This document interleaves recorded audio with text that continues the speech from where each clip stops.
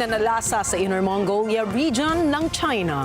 May mga nadamay kaya mula sa sama ng panahon? Ang detalye po sa balitang yan, aming ibabahagi maya-maya. Magandang gabi, ako po si Ricky Mathay. Ako si Nina Richie Alagaw Flores at ito ang mata ng Agila International. Para naman sa mga headlines ngayong araw ng Martes. Philippine inflation rate noong July lalo pang bumagal ayon sa Philippine Statistics Authority. 13 bilateral agreements ng Pilipinas at India pirmado na. Opisyal ng Thailand at Cambodia nagpulong sa Malaysia para pag-usapan ng ceasefire deal. Israeli Prime Minister Benjamin Netanyahu pinagpipilitan ang kanyang military solution para sa kaligtasan ng mga bihag sa Gaza. At Apple, maglalabas nga ba ng foldable iPhone sa susunod na taon?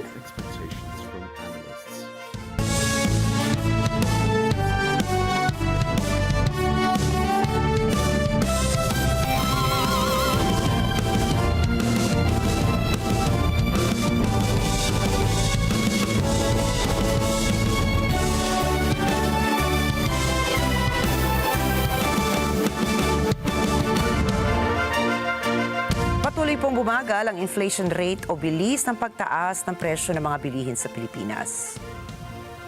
Nitong July 2025 kasi pumatak sa 0.9% ang inflation rate ng bansa. Mas mababa ito sa 1.4% noong June 2025.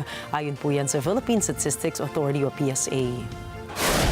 Sinabi ni National Statistician Dennis Mapa, malaki ang naging epekto ng mabagal na food inflation, gayon din ang pagbaba ng presyo sa mga utilities sa pagbaba ng inflation rate ng bansa.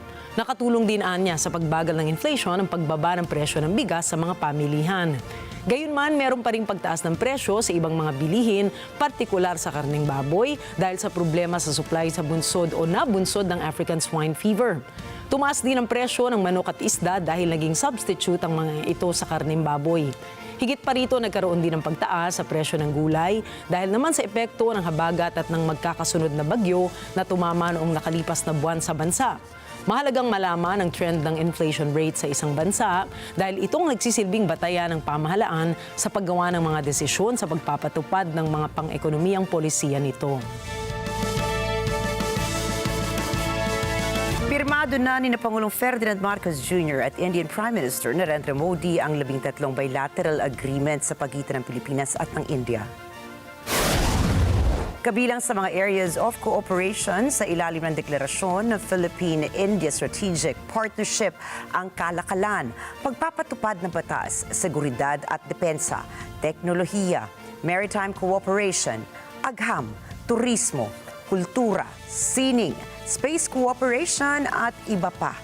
Bago pa ang bilateral meeting at joint statement, malugod na tinanggap ni Indian President Draupadi Murmu at Indian Prime Minister Modi sina PBBM at First Lady Liza Araneta Marcos sa Rashtrapati Bhavan sa New Delhi, India. Dito, binigyan ng Pangulo ng ceremonial welcome na sinundan naman ng 21-gun salute at inspeksyon ng Honor Guard. Bahagi rin sa state visit ng Pangulo ang pagbisita nila ni First Lady Liza sa Rajghat para magbigay pugay sa libingan ni Mahatma Gandhi. Binuntutan ng dalawang Chinese Navy warships ang mga barko ng Pilipinas at India na lumahok sa isinagawang pinakaunang joint naval exercises ng dalawang bansa sa West Philippine Sea. Namataan ng Philippine Air Force aircraft ang Luyang-class destroyer ship ng China na may bow number 161 sa layong 26 nautical miles northwest ng BRP Miguel Malvar. Habang nasa 24 nautical miles naman northwest ng BRP Malvar ang isang Jiankai II-class frigate na may bow number 551. Nagpatuloy rin ang naging pagbuntot ng mga Chinese vessels sa mga barko ng Pilipinas at India sa ikalawang araw ng joint naval exercises sa Recto Bank. Gayunman, walang napansing ginawang agresibong aksyon sa gitna ng maritime drills ng dalawang bansa ang Armed Forces of the Philippines at naging matagumpay ang joint sail activity sa pagitan ng Philippine at Indian navies. Mahigit naman sa 12,000 mga Chinese vessels na ang pumasok sa loob ng exclusive economic zone ng Pilipinas noong July 2025. Ayon po yan sa Philippine Coast Guard o PCG. Sinabi ni PCG spokesperson Rear Admiral Roy Vincent Trinidad, ang mga naturang barko o bilang ng barko ng China ay labas-masok sa loob ng teritoryo ng Pilipinas. Gayunman, ikinababahala ni Trinidad ang mataas na bilang ng Chinese vessels na namonitor ng PCG sa loob ng isang buwan. Anya, hindi nila masabi kung dumaraan lamang talaga ang mga barko ng China sa EEZ ng bansa o may ginagawa na silang illegal na research sa lugar. Sa kabila naman ito, nakatalaga ang PCG sa pagmamasid sa West Philippine Sea at handa sila sa anumang mga hamon na maaaring bumangon sa maritime domain ng Pilipinas. Nagbigay ng mahigit 33 million pesos na humanitarian aid sa Pilipinas ang European Union para matulungan nito ang mga naging biktima ng kalamidad sa bansa. Ayon sa EU, naglaan sila ng donasyon para may ipangtustos ang gobyerno ng Pilipinas sa mga emergency relief efforts nito at pamamahagi ng ayuda para masolusyonan ang food insecurity ng mga biktima ng kalamidad. Ang 33 million pesos ang karagdagang pondo sa 6 million euros na inilaan ng European Union para sa humanitarian aid and disaster preparedness sa Pilipinas para sa taong 2025. Batay sa datos ng National Disaster Risk Reduction and Management Council, nasa 2.365 million families ang naapektuhan ng nagdaang bagyo at habagat noong mga nakaraang buwan. Inaasahan ng Department of Economy, Planning and Development o DepDev na posibleng umabot sa mahigit 4 million metric tons ang maiaangkat na bigas ng Pilipinas ngayong taon. Batay po kasi sa datos ng Department of Agriculture o DA at ng Philippine Statistics Authority, magkakaroon ng hanggang 2.653 million metric tons na production shortfall ang bansa ngayon 2025. Kaya kinakailangang mag-angkat na bigas ang pamahalaan para mapunan ang kakulangan. Sa kasalukuyan, umabot na sa 2.3 million metric tons ang dumating na imported rice sa bansa mula January hanggang July 10, ayon mismo sa Bureau of Plant Industry. Sa kabila naman ito, nananatili ang Vietnam bilang nangungunang supplier ng Pilipinas na may 1.76 million metric tons na sinundan ng Myanmar, Thailand, Pakistan at India. Mula rito, target ng DA na mapanatili ang importasyon ng bigas sa pagitan ng 3.8 million metric tons at 4 million metric tons ngayong taon. 10 araw ang ibinigay ng Korte Suprema sa kampo ni Vice President Sara Duterte para magkomento sa motion for reconsideration ng MR na inihain ng Kamara.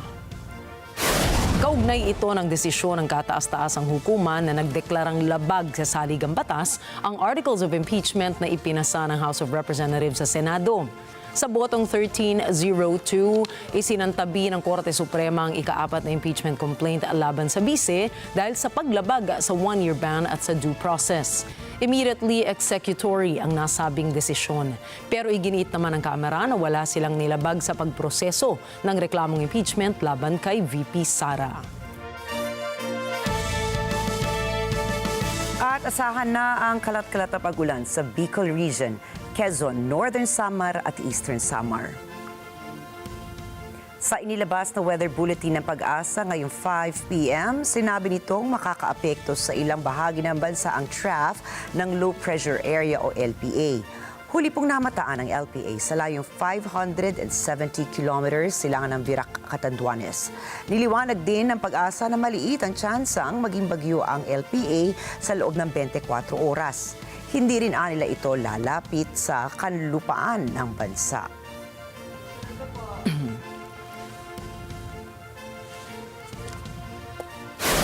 Susunod, opisyal ng Thailand at Cambodia nagpulong sa Malaysia para pag-usapan ang ceasefire deal. Israeli Prime Minister Benjamin Netanyahu tinitignan ang military solution para mabawi ang bihag mula sa Hamas. At pangalan ni US President Donald Trump tinakpan sa Epstein Files. Mga balita pong yan at iba pa ring mga balita sa pagbabalik ng Mata ng Agila International.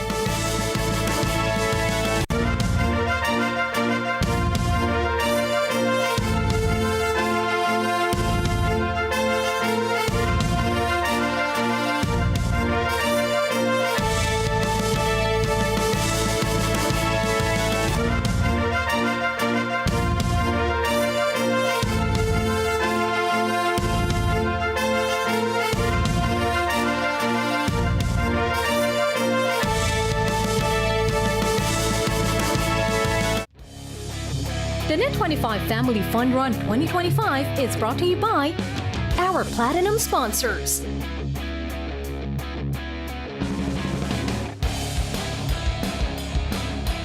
Our Gold sponsors.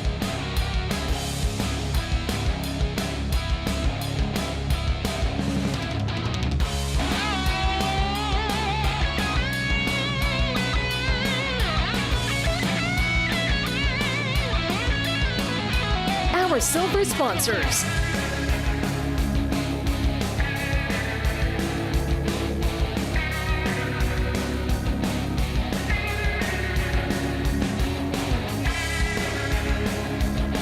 And our Bronze sponsors.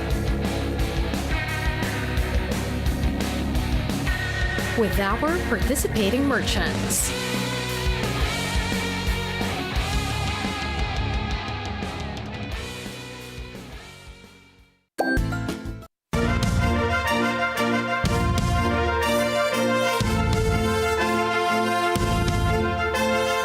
Nagpulong ang mga opisyal mula sa Thailand at Cambodia para tuluyang pag-usapan ng ceasefire.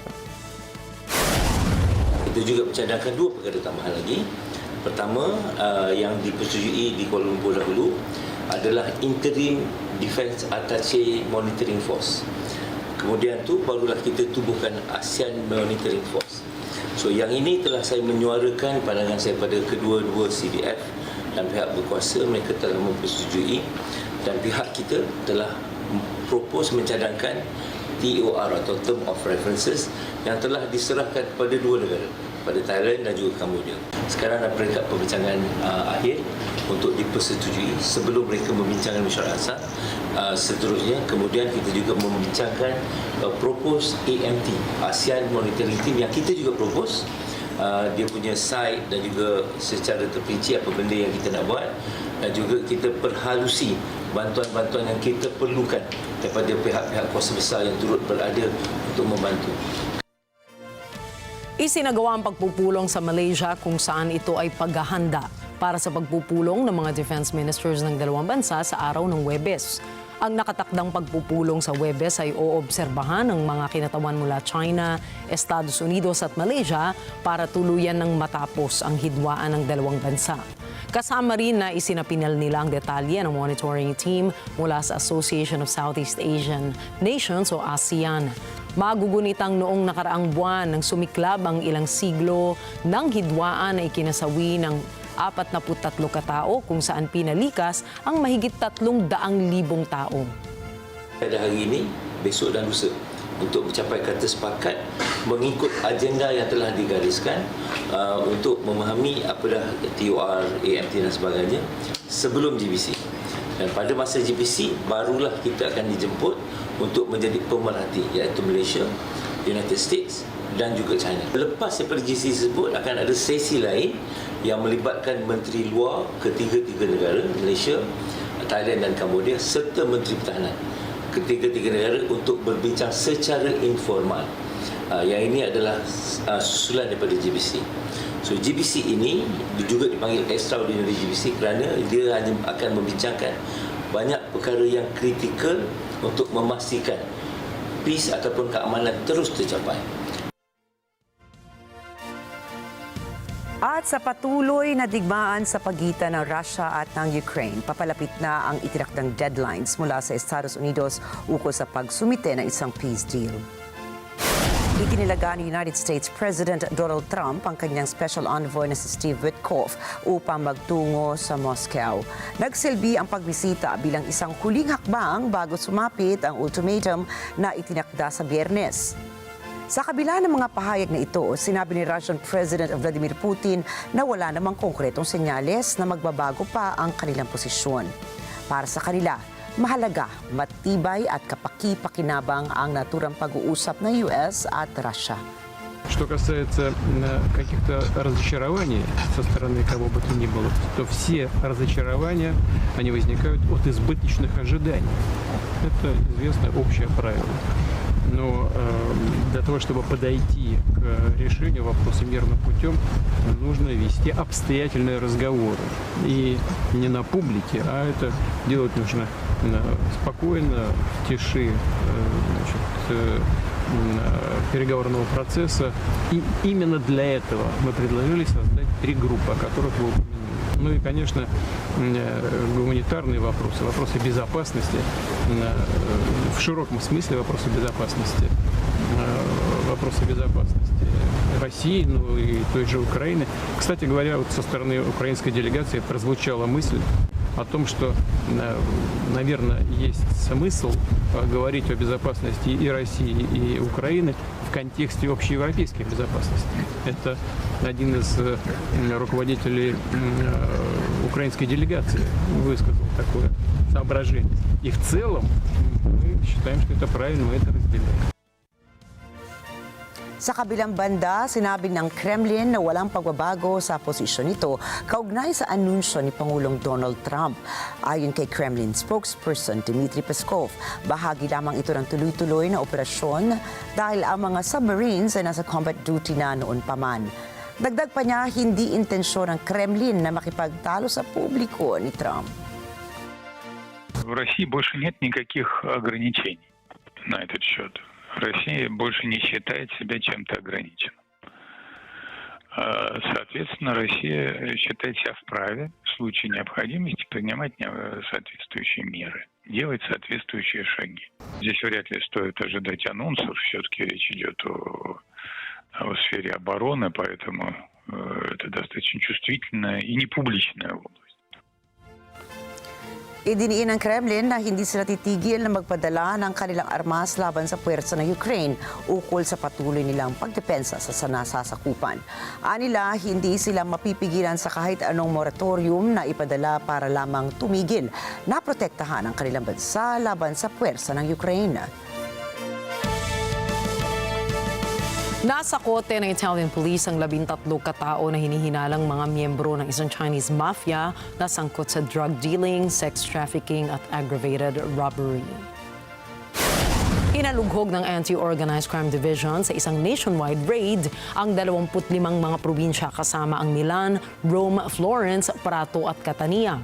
Naiulat din ng pulisya ang 31 pang mga personalidad, ngunit hindi pa ito nahuhuli.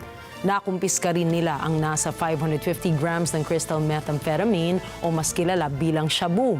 Ayon sa investigasyon, pinupuntirya ng mafia ang mga kapwa nito Chinese upang takutin at saktan para makuha ang kanilang gusto. Dagdag pa ng pulisya, may mga teritoryo mga ito kung saan sila lang ang gumagawa ng mga nabanggit na krimen.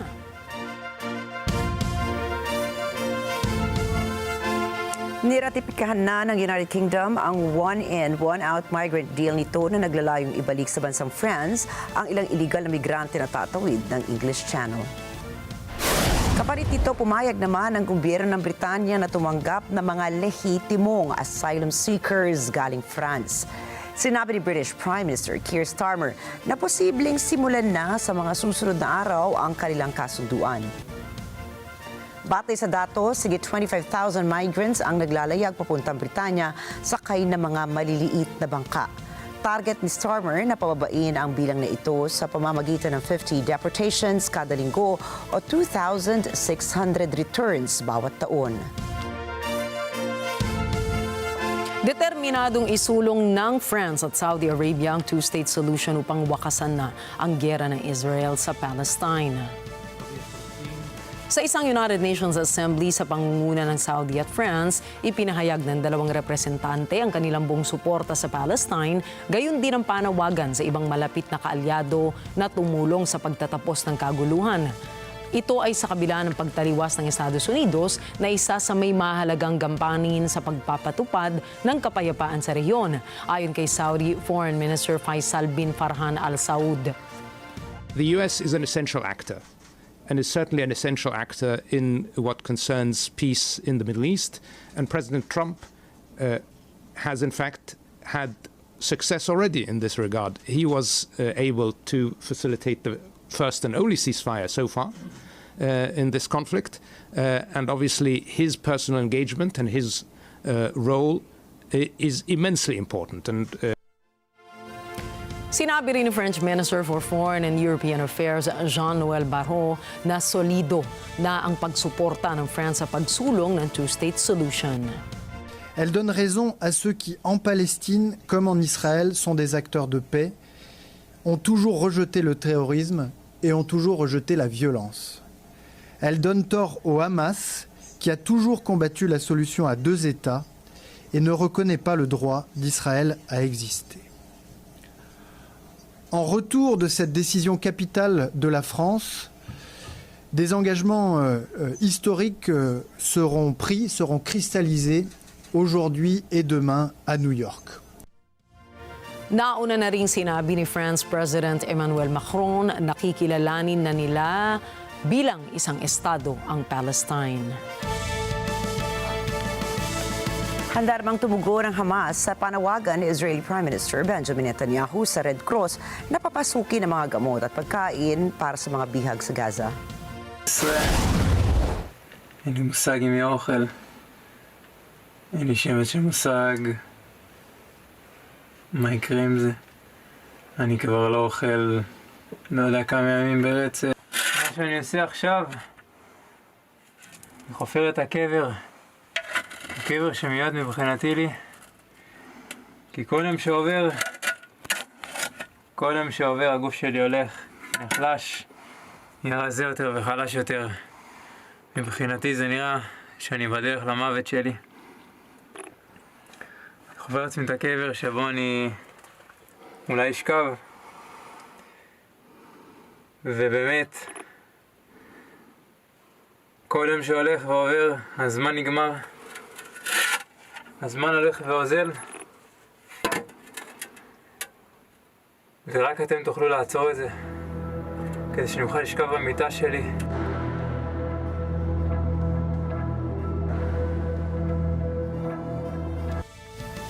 Ayon sa Hamas, opisyal nang maisasakatuparan lamang ito kapag tuluyan nang nabuksan ang isang permanent air corridor para sa mga Palestino at tuluyang lisanin ng puwersa ng Israel ang lupain ng Gaza. Una nang tinawagan ni Israeli Foreign Minister Gideon Sara sa International Committee of the Red Cross President Mirjana Spolarajik kung saan binigyang halaga nitong dapat gumalaw na sila para sa mga bihag. We see the dire condition of our starved hostages, yet they still have not seen representatives of the Red Cross, despite this being explicitly agreed upon. The national community must make it not worthwhile for the terrorists.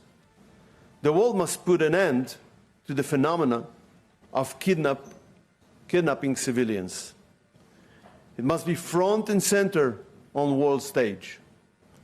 This is why I will head to New York tonight to participate in special UN Security Council session that I initiated, taking place tomorrow on the situation of the hostages. Sa ngayon ay iniestimang nasa 49 na bihag pa rin ang hawak ng mga Hamas kung saan ang karamihan po dito ay nahuli ng naturang militanteng grupo noong umatake ito sa Israel noong October 7, 2023. Tiniyak naman ng Hamas na makikipagtulungan sila sa Red Crescent na magdala ng mga pagkain at gamot para sa mga bihag basta sa kondisyong mabuksan ang humanitarian corridors. קוראים לי רום ברסלבסקי, אני בן 22 בירושלים, ואני אסיר של שרה אל-קודס ג'יהאד אסלאמי. אני כבר שנתיים נמצא פה בעזה. אני סובל פה סבל שלא נראה טוב, כף רגל, אני לא מצליח לעמוד ללכת לשירותים, אני לא מצליח. נגמר לי האוכל והשתייה. אם לפני כן היו נותנים לי קצת, טיפה, היום כבר אין כלום. 3 גרעיני פלאפל, זה מה שאכלתי היום. 3 גרעיני פלאפל. אתמול אכלתי אולי בקושי צלחת אורז. אני לא מצליח לישון. אני לא מצליח לחיות. אתם חייבים לעצור את מה שאתם עושים פה. מה נסגר איתכם? מה הולך איתכם? למה אתם עושים לנו את זה? תכניס אוכל. אני חי על פחות מליטר מים ביום. אני שרוע על המיטה, על המזרון, 24 שעות ביממה. Itinutulak ngayon ni Israeli Prime Minister Benjamin Netanyahu ang isang military solution upang mailigtas ang nasa 20 natitira pang bihag ng Hamas.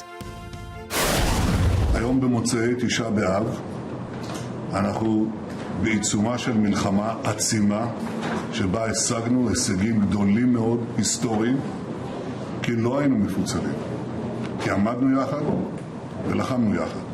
אנחנו צריכים להמשיך לעמוד יחד ולהילחם יחד כדי להשיג את מטרות המלחמה שהצבנו, את כולן. את הכרעת האויב, שחרור חטופינו, והבטחה שעזה לא תהווה יותר איום על ישראל. בהמשך השבוע אני אכנס לקבינט כדי להנחות את צה"ל כיצד להשיג את 3 המטרות הללו, כולן בלי יוצא מן הכלל. Ayon sa ulat, sinabi ng isang opisyal ng Israel na nagpapatuloy ang ugnayan sa pagitan ng Israel at Estados Unidos dahil malinaw na umano na hindi interesado ang Hamas sa kasunduan ukol sa pagpapalaya ng mga Israeli hostages. Ang hakbang na ito ni Netanyahu ay sa gitna ng mga hindi pagkakasundo sa gobyerno ng Israel kaugnay sa kanilang magiging aksyon sa Gaza. Dahil rito, nais ni Netanyahu na palawakin pa ang mga operasyong militar sa Gaza upang sapilitang palayain ang mga bihag. Magugunitang nagprotesta ang libu-libong mamamayan sa Tel Aviv nitong Sabado upang manawagan sa gobyerno na tapusin na ang giyera at agad na ibalik ang mga natitira pang bihag. Kasabay nito, tumaas ang pangdaigdigang pagkabahala sa lumalalang krisis sa gutom sa Gaza.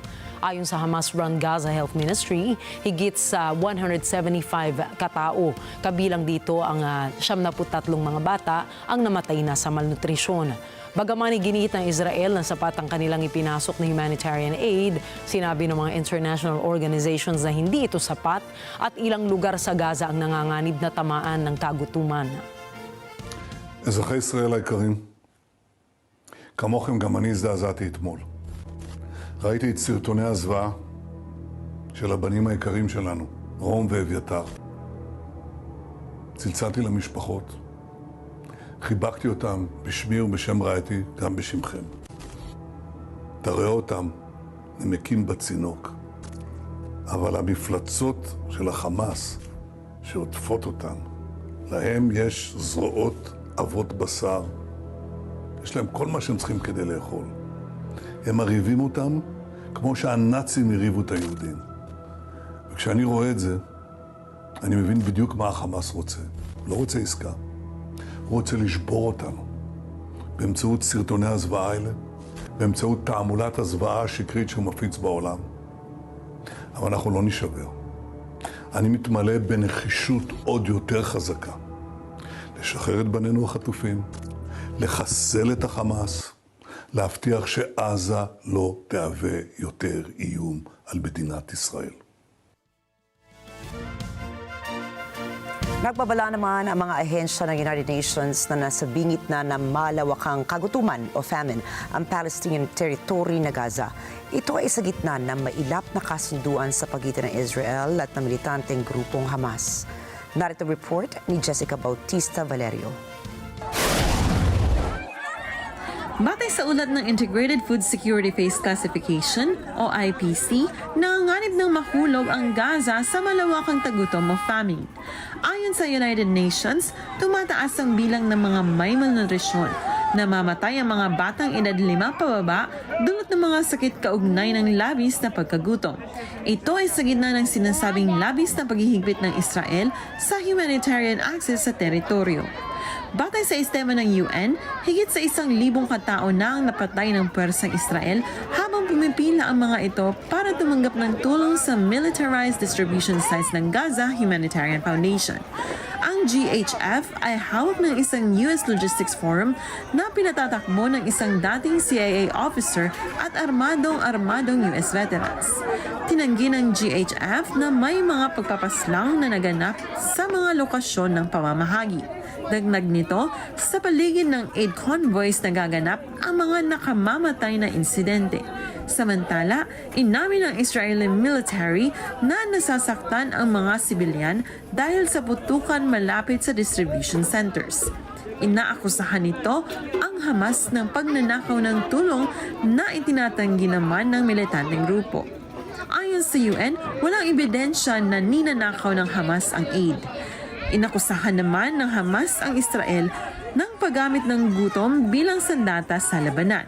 Sa gitna ng turuan at sisihang ito, iisa ang sigaw ng Palestinians. Hindi sapat ang pagkain at gamot na kailangan ng higit sa 2 milyong residente ng Gaza. Jessica Bautista Valerio para sa Mata ng Agila International. Trusted, connected, on point.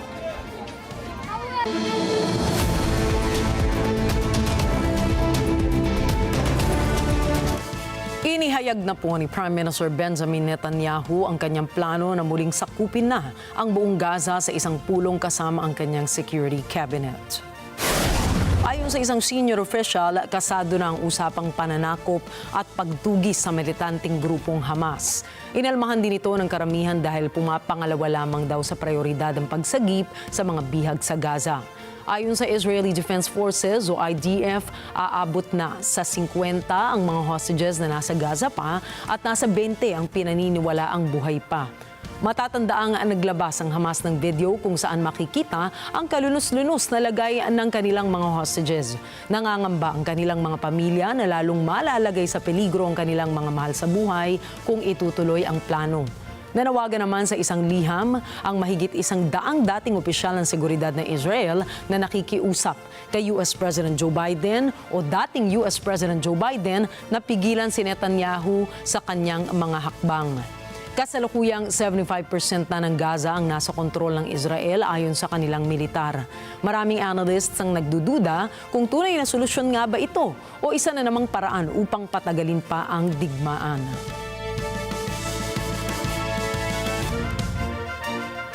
Isang video ang nagpapakitang tumatakbo mga Palestinians papalayo habang pinapaputukan ang baril ng mga sundalo ng Israel.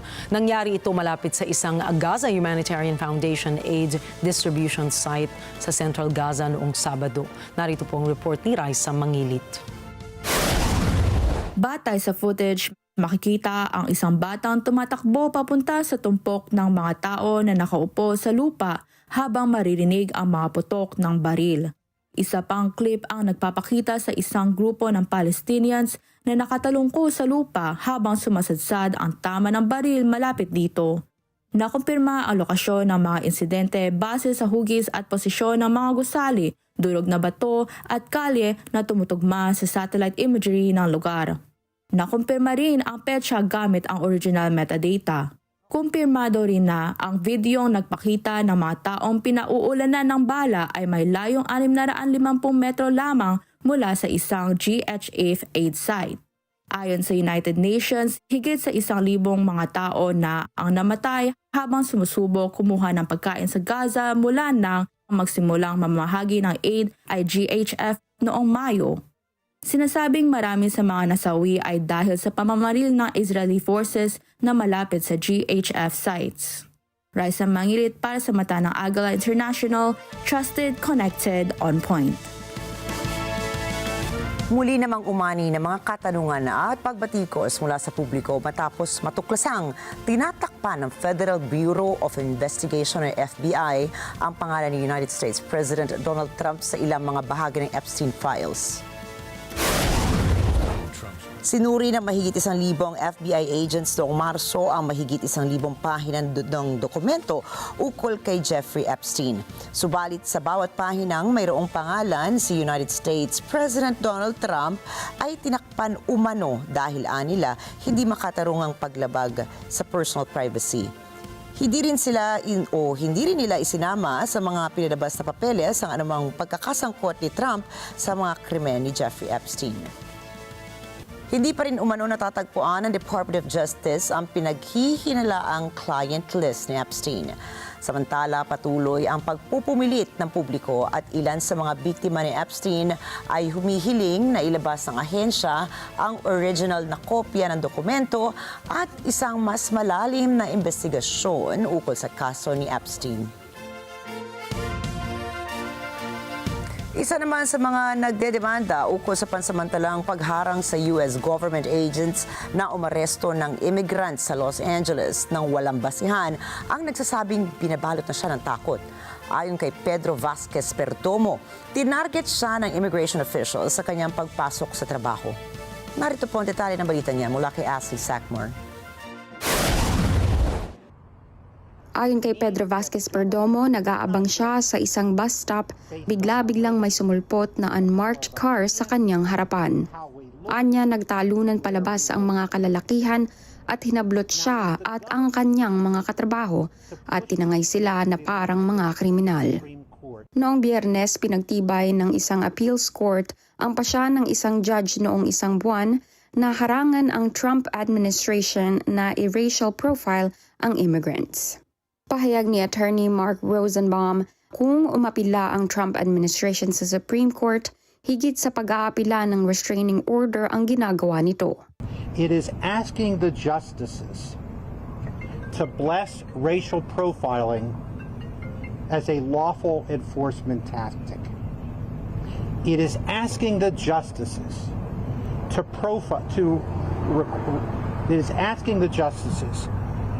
to establish for the first time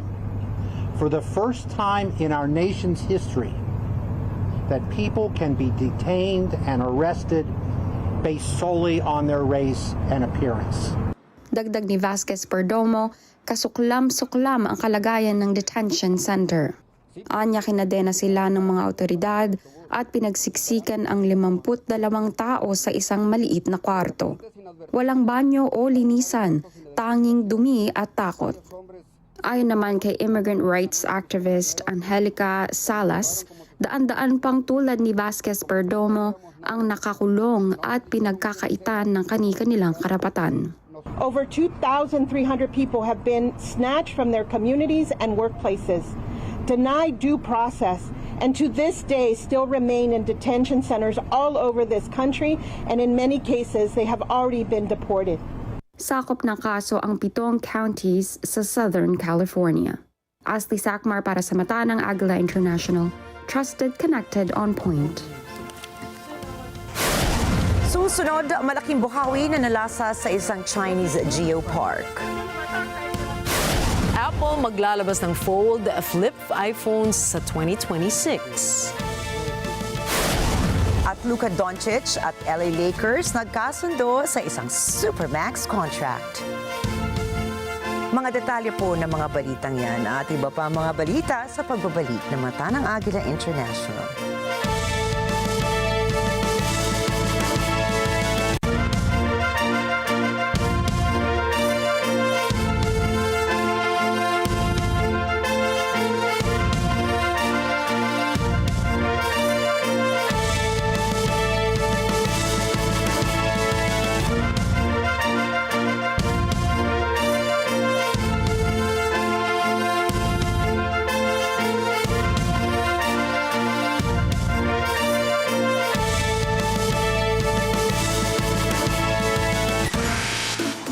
It runs on just one rail, yet doesn't tip over. And it's the latest hype in Germany. The monocab aims to combine the best of taxis and trains. Battery-powered, they can travel on disused tracks, completely autonomously, ordered via app to the desired stop. Will we be seeing monocabs everywhere in the coming years? Monocabs fascinate people from around the world, as the futuristic vehicle made in Germany could transport passengers almost anywhere on Earth on standard train tracks. Could this spark a revolution in rail transport? Rev.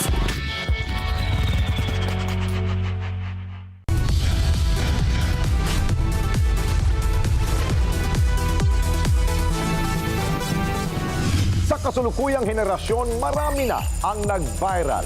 Dahil po yan sa kanilang ginagawang pagtulong sa kapwa.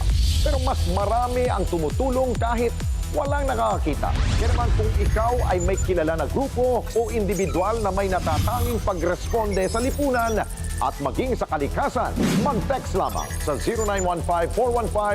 0915-415-1035 o mag-email sa responde@net25.com at magpadala ng mensahe sa ating Facebook page at Net25TV. Baka kayo na ang susunod nating Certified Key Responder. Let's get together sa Net25. Sa Net25.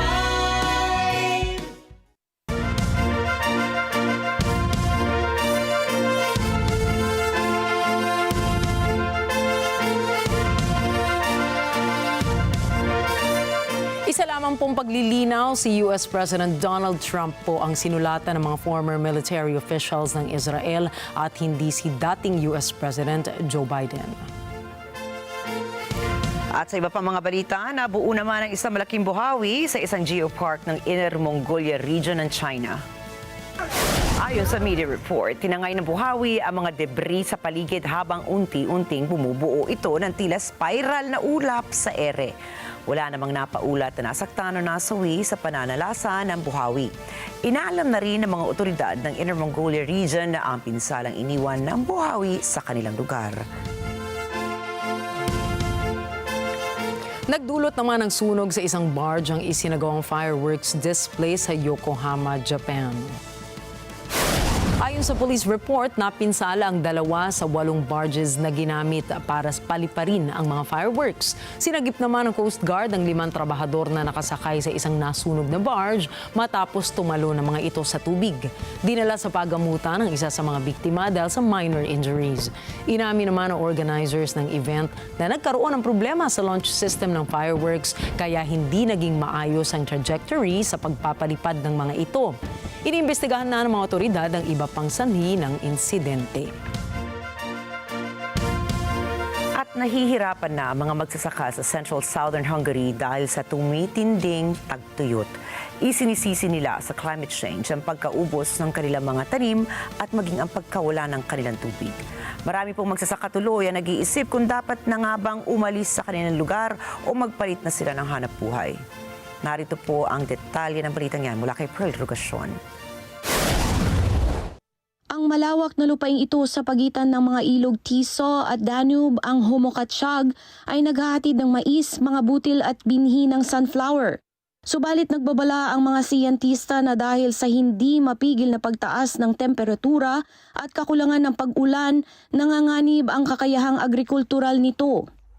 Ayon sa Hungarian Meteorological Service, critical na ang pagkatuyo ng lupa sa Central Hungary kahit pa may mga pag-ulan kamakailan. Dahil dito apektado ng husto ang mga pananim para sa tag-init. Para kay beekeeper Christian Kishuhash ng Ladonia Benhe, hindi makaagapay ang mga bubuyog sa tindi ng init. Látom, hogy nem sok jövője van itt a Dunatisza közén, itt a homokhátságon a méhészkedésnek, ugyanis ez most már egy egyfordásos terület lett, ugye itt már csak akác van, és emiatt, hogy egyre szárad ki, aszályosodik el a terület, így emiatt a méheket nem lehet elég jól felhozni, úgyhogy lehet, hogy gondolkoztunk már azon is, hogy tartósan a Dunántúlra költözünk, vagy valami olyan helyre, ami csapadékosabb. Noong isang taon nawala ang 30% ng kanyang mga bubuyog dahil sa kakulungan ng pollen dahil sa tag-init. Kung kaya't ililipat nito ang mga bubuyog sa ibang lugar kung saan may pag-asa itong lumago.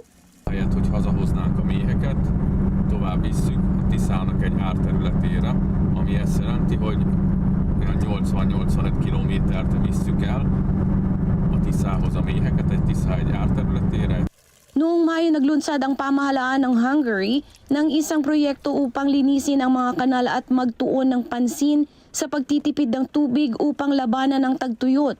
Subalit ayon sa leader nito, hindi kaya ng bansa na protektahan ang sarili mula sa tagtuyot. Ayon sa magsasakang si Csaba Toldi, sumusuko na ang mga magsasakang tulad niya. Nagy gazdálkodók ők már feladják. Tehát azt látom, hogy az állatlétszámok, mondjuk szarvasmarhába vagy birkába, ezek feleződtek. Pearl Rogasyon para sa mata ng Agila International. Trusted, connected, on point. Gera o gutom, iyan ang 2 pangunahing dahilan ng pagkamatay ng mga residente sa Gaza. Ito ay dahil sa mailap na kasunduang pangkapayapaan ng Israel at Hamas. Narito ang report ni Cherry Recolizado. Noong Lunes, 12 ng Palestinians ang nakapila sa labas ng isang soup kitchen sa Han Yunis. Hawak ang kanilang walang lamang mga kaserola, punong-puno sila ng pag-asang malamnan ang mga ito ng kanin o patani. 2 Tulad nitong si Hassan Abu Sayed, isang 62 taong gulang na Gazan na pumipila ng ilang oras upang magbakasakaling makakakuha ng pagkain para sa kanyang mga anak. من الساعة 9 الصبح وجيت الساعة 11 ونص حوالي 3 ساعات ساعتين ونص كنا والله يعلم قديش نقف من هنا ورايح لسه عشان نجيب شوية طبيخ للأولاد. ما لناش أكل، ما لناش فلوس، ما لناش طحين، ما لناش ولا حاجة، مش قادرين نعيش، المعابر مسكرة والحدود مسكرة ولا احنا عارفين ناكل ولا نتحرك ولا قادرين نتعالج ولا ناكل، جعانين يا عمي جعانين، ما لناش طحين، ما لناش أكل. Pagtangis ni Abu Sayed, kung hindi sila mamamatay sa giyera, sa gutom matatapos ang kanilang mga buhay. جاء بشكل فظيع جدا، الشعب مش اللي بيموتش من الحرب هيموت من الجوع يا عمي، ما فيش أكل عند الناس، استوت الناس، بكفي يا عمي بكفي العيش. Pagdating sa aid na sinasabing nakakapasok sa teritoryo, ayon kay Abu Sayed, hindi ito umaabot sa mga katulad niya. يا عم هذه المساعدات ما تصلناش، ما بنشوفهاش احنا زينا اللي ما بوصلوش مساعدات، اغلبيه الشعب بوصلوش المساعدات، بنسمع فيها في الاخبار بس بنشوفهاش احنا، على ارض الواقع ما بنشوفهاش المساعدات. فبتمنى انها تفتح المعابر ويدخل الاكل ويدخل الخير ويدخل المساعدات للناس، ونفك الازمه الكبيره اللي احنا عايشينها. Noong Lunes, sinabi ng Gaza Health Ministry na 5 pang tao ang namatay dahil sa gutom o malnutrition ng nakaraang 24 oras. Ang karagdagang ito ay nagdadala sa bilang ng mga namatay sa gutom sa 180 mula nang mag-umpisa ang labanan. Kabilang dito ang 73 mga bata. Ayon sa mga ahensya ng UN, hindi sapat ang inihuhulog na mga pagkain mula sa mga eroplano. Nananawagan ang mga ito na magpapasok pa ang Israel ng mas maraming aid at luwagan din ang paraan upang matanggap ang mga ito. Cherry Recolisado para sa mata ng Agila International. Trusted, connected, on point. At ngayong Martes sa United Nations sa Geneva, sinubukang makabuo ng mga delegasyon ng isang global treaty ukol sa plastic pollution. Ito po ay matapos bigong magkaroon ng isang kasunduan ang isang Intergovernmental Negotiating Committee sa South Korea na siyang pipigil sana sa plastic contamination. Famasay Likeness for the report. There are fears that any treaty reached will fall far short of what is needed. The top impediments to a strong agreement include capping production, managing plastic products, and helping developing countries pay for implementing a final agreement. Environmental lawyer Andres Del Castillo says reaching a deal will be tough, and he says that's because there's a minority bloc of countries that have a lot of influence that is trying to derail these kind of negotiations. We are in a moment of revisionism where everything that was said, even what science is telling us, is highly politicized, and when it's politicized, so at the end it's a political calculation and decision more than a science ground and policy making. Biologist Melanie Bergman says it's essential to curb plastic production, and time is of essence. We find plastics everywhere we look, from the deepest ocean trenches up to the Himalaya mountain. She says plastics have polluted our bodies and are present in the blood, the lungs, and even passed to unborn babies. Something environmentalists like Graham Forbes of Greenpeace have called for is a comprehensive treaty that deals with all aspects of the plastic pollution problem. Our demands are for a treaty that takes a full life cycle approach, cuts plastic production, bans toxic chemicals, and provides the financing that's going to be required to make this transition. That may be difficult. A source familiar with the talks says the U.S. seeks to limit the treaty's scope to just downstream issues like waste disposal, recycling, and product design. It comes as the administration under President Donald Trump rolls back environmental policies. And here's the grim reality if nothing is done, if some continue to deny scientific evidence.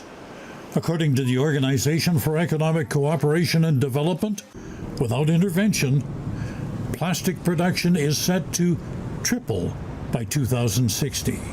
And all of the resulting waste will choke our oceans, damage our health, and accelerate climate change. Thomas I. Likeness, mata ng Agila International. Trusted, connected, on point.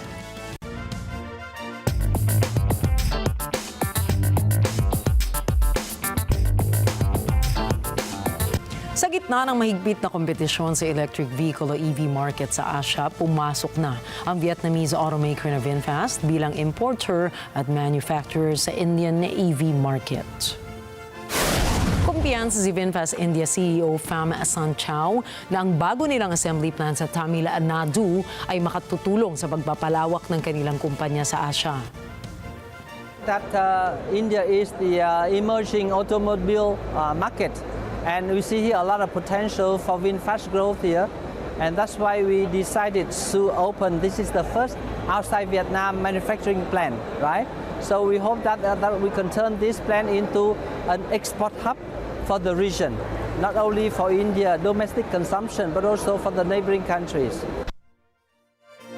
Pinaplano rin nilang palaguin ang paggamit ng electric vehicles sa silangang bahagi ng Asia. Ayon sa mga opisyal ng kumpanya, posibleng maka-assemble ang planta ng mahigit 100,000 EV units kada taon. Tinatansyang aabot sa 2,000 trabaho ang malilikha mula rito na posibleng makatulong rin sa steel industry ng bansa. Pinaghahandaan din ng kumpanya ang pagtatayo ng mga battery manufacturing at charging infrastructure sa India na lalong magpapalakas pa sa kanilang posisyon bilang EV leader sa rehiyon.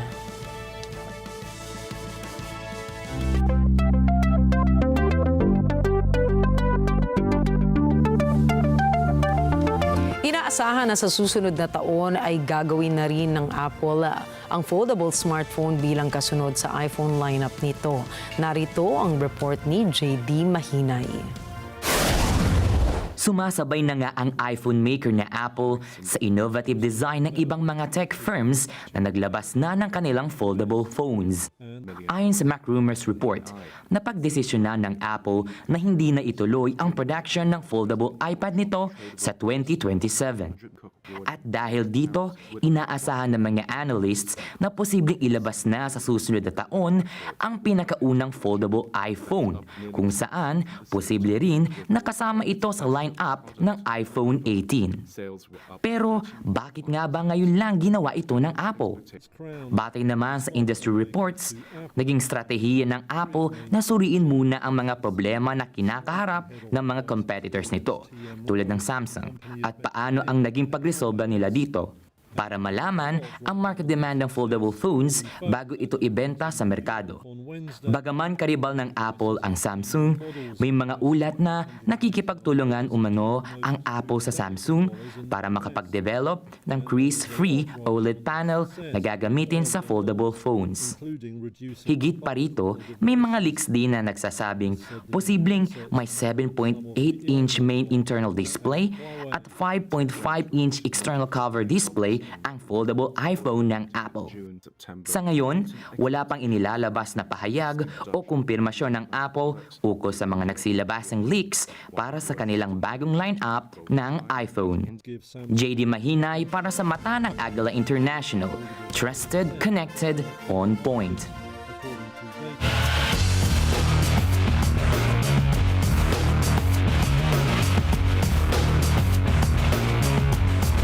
Pumirma na si Luka Doncic ng isang 3-year contract na nagkakahalaga ng $165 million na magtutulak sa kanyang manatili sa Los Angeles Lakers hanggang taong 2028. Kasama sa kontrata ang isang player option para sa huling taon na nagtitiyak na matagal na paglalaro ng Slovenian superstar sa Los Angeles Lakers. Sa isang press conference, sinabi ni Doncic na isang malaking karangalan para sa kanya na maging bahagi ng Lakers at ipagpapatuloy ang kanyang pangarap na makapag-ambag sa mga championship at maging bahagi ng mga legends ng team. Ang 26-year-old guard ay nakuha mula sa Dallas Mavericks sa isang shock trade na yumanig sa buong liga na kaagad namang nagbigay ng malaking pabuya sa kanyang unang season sa Los Angeles. Kasalukuyan pong tumatayo ang player sa stats ni Luka sa 28 8.2 points, 8.2 assists, and 7.7 rebounds per game. Bagaman natapos ang kanilang playoff run sa unang round, kumpiyansa si Doncic na ang Lakers ay may sapat na lakas para makipaglaban sa championship. Kasabay ng kontrata, pinagtibay ni Doncic ang kanyang dedikasyon sa pagpapabuti ng kondisyon at pisikal na aspeto ng laro matapos sa mga usap-usapan ukol sa kanyang fitness at conditioning.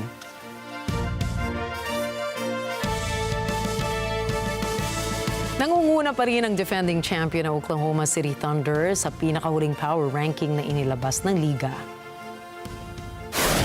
Ito ay sa kabila ng ilang pagbabago sa roster ng koponan. Ilang linggo matapos ang 2025 championship. Kabilang sa mga player ng koponan na nagdesisyong umalis ay sina Dylan Jones, Kenrich Williams at Kobe Jones. Ayon sa liga, hawak ng 2025 NBA champion ang hanggang 11.8 point differential sa bawat matchup. Nagawa rin ng Thunder na dominahan ang 71 regular season games nitong nakalipas na season kung saan sa bawat laro ay lamang ang koponan ng double digit. Walang ibang team ang nakagawa pa nito sa nakalipas na 29 seasons. Maliban rito, nagtala rin ng Thunder ng maraming comeback win 18-10 kahit na ang lamang ng kalaban ay umaabot pa sa double digits. Pangalawa sa bagong power ranking ang 2023 NBA champions na Denver Nuggets habang pangatlo naman ang Houston Rockets. Hawak naman ang Minnesota Timberwolves ang ika-4 na pwesto habang ang Los Angeles Clippers ang nasa pang-5 pwesto. Ang dalawang bigating team na Los Angeles Lakers at Golden State Warriors ay magkasunod sa ika-6 at ika-7 pwesto. At nagtagumpay ang Alas Pilipinas Women's Volleyball Team na maiuwi ang bronze medal sa first leg ng 2025 Southeast Asian Volleyball League sa Thailand. Si JC De Jesus po para sa Sports Update. Ipinanalo ng Alas Pilipinas ang kanilang laban kontra Indonesia sa 4 na set upang masecure ang medalya para sa bansa. Samantala, nananatiling kampyon ng Thailand matapos talunin ng Vietnam sa loob ng 5 set. Ito na ay 3 straight bronze finish ng Pilipinas sa loob ng 2 taon. Tinanggap din ni Angel Canino ang kanyang ikalawang Best Outside Hitter Award para sa kanyang all-around performance sa buong kompetisyon. Dahil sa panalong ito, umakyat na sa 46th place ang ranking ng bansa sa International Volleyball Federation Women's Division. Handa na ngayon ang Alas Pilipinas para sa second leg ng torneo na gaganapin sa Vietnam sa Biyernes.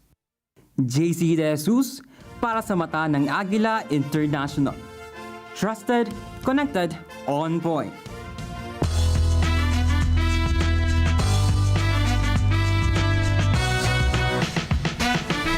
Inukit ng K-pop girl group na Twice ang kanilang pangalan sa kasaysayan ng musika matapos maging pinakaunang Korean girl group na makapag-perform sa entablado ng Lollapalooza. Dumating ang pagkakataong ito para sa Twice matapos manguna ang K-pop ngayong summer of 2025, pati na rin ang kanilang 10th anniversary. Nagpasiklab sa entablado sina Nayeon, Jeongyeon, Momo Sana, Gio, Mina, Dayon, Chaeyoung at Jisoo kasama Otsuyu kasama ang ilang big stars tulad ni Sabrina Carpenter, Gracie Abrams, Clairo at Doechii. Pinerform din nila Gio, Chaeyoung at Jeongyeon ang kanilang hit song na Take Down na ginamit sa isang hit Netflix film. Sa kabilang banda, magbabalik sa Pilipinas ang grupo bilang bahagi ng This Is For World Tour na muling gaganapin sa walang iba kundi sa Philippine Arena sa October 4 ngayong taon. Nilabas ng Live Nation Philippines ang ticket price mula upper box hanggang VIP. Sisimula ng ticket selling sa August 29 sa mga participating outlets nationwide. Ito na ang ika-4 na pagbisita ng Twice sa Pilipinas mula noong taong 2019 World Tour na Twice Lights in Manila.